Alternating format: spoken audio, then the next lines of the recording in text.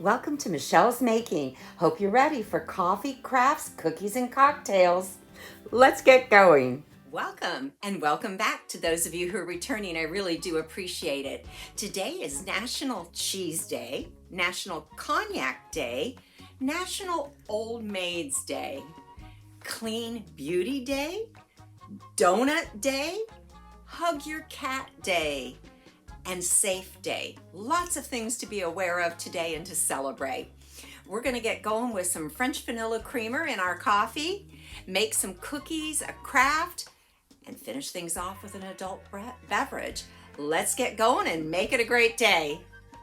Today we're making cottage cheese cookies. For this recipe, we're going to use cottage cheese, eggs, butter, vanilla, milk, all-purpose flour, baking powder, salt, and granulated sugar. We'll mix everything in the stand mixer. Start by melting your butter, add your sugar, vanilla, eggs, mixing well, scraping down the bowl and the beater as you need. I'm going to include the recipe in the description box, and I do apologize that I can't give reference to where the recipe came from. My granddaughter found it and sent it to me and wanted me to make these.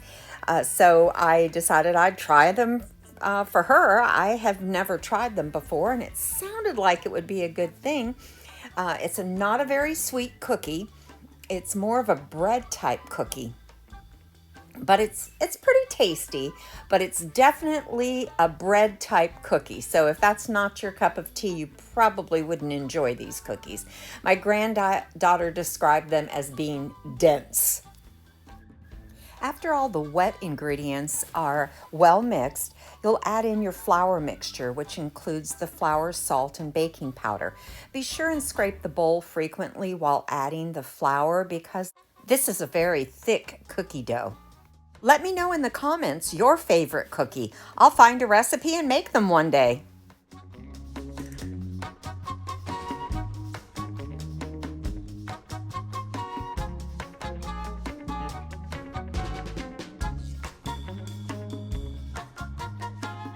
Once this is well blended, you'll add in the cottage cheese and blend again.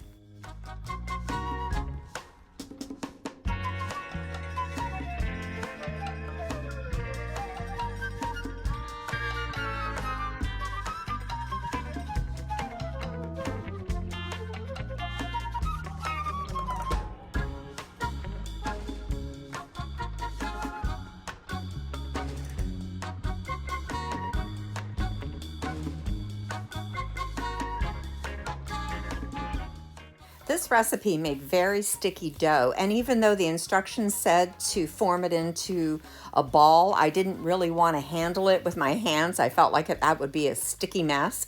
So I ended up using the 2-spoon technique to form 1.5 tablespoon size cookie balls. These will bake in an oven preheated to 350 degrees for about 10 to 12 minutes. And you want to watch them until they're just a light golden brown around the edges. As you see here, thanks to the magic of editing. Sprinkle with powdered sugar and give them a taste.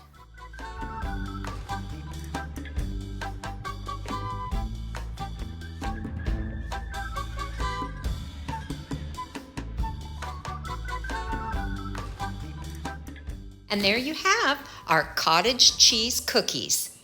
Our craft for today is a God Bless America sign. And one of the advantages of doing a construction remodel type project around the home is you do end up with some scrap wood. And that's what I had here, a piece of scrap finished plywood. So I just sanded it down lightly to give it a smooth texture to accept the paint.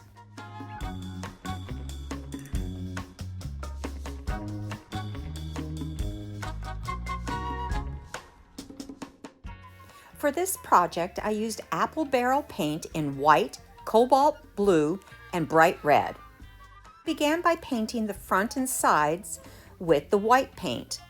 And somebody had told me that if you pour the paint onto the wood rather than dipping your brush each time, that the paint goes a little bit further.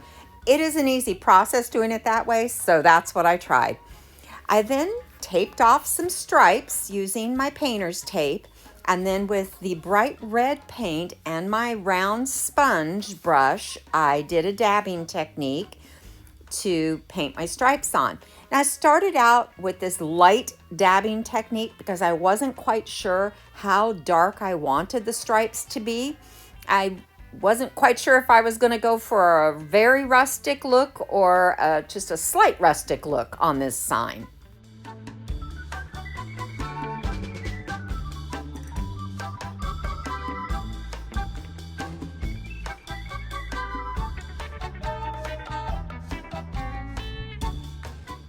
I did decide to give it a couple of coats, and as usual, my impatience with the drying process, I used my handy dandy heat gun. I can't tell you how handy this has come in on most of my painted crafts. You know, sometimes when you're crafting, you come up with certain items that you just can't do without, and I think that for me, this is one of those. What's your favorite crafting tool?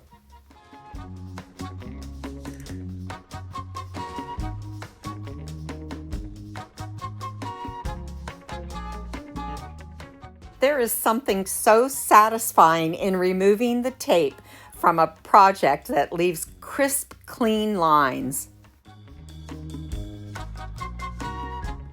Once it's completely dry, it's time to add the stencil. I picked up these stencils at Dollar Tree, and they were the perfect size. The 1-inch letters fit in perfectly because I'd used 1-inch painter's tape.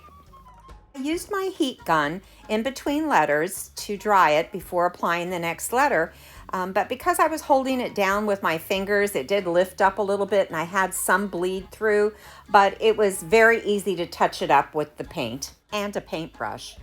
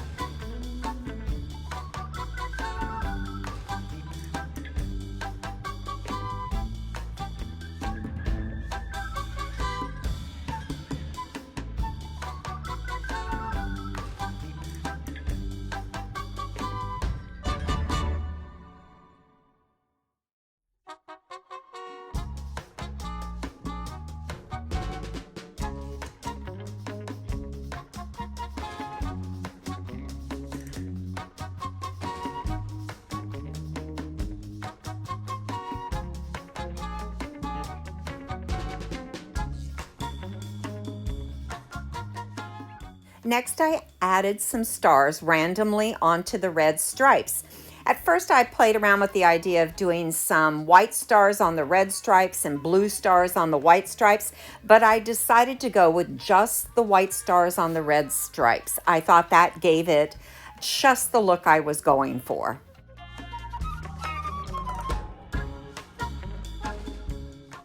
Even after using the heat gun to help the drying process, I let it dry for an additional few hours before taking my sanding block to it.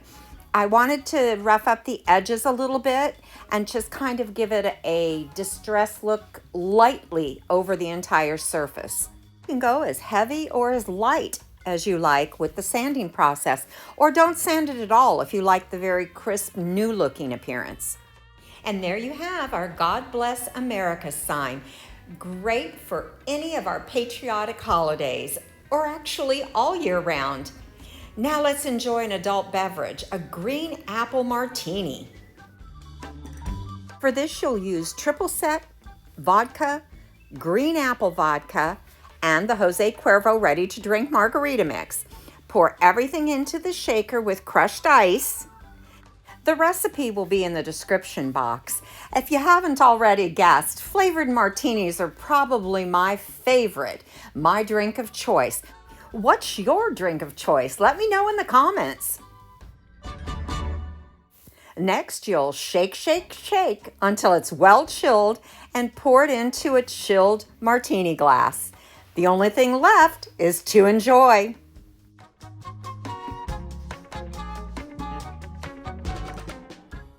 Well, folks, that's it for another week. Thank you so much for sticking with me. I really do appreciate it.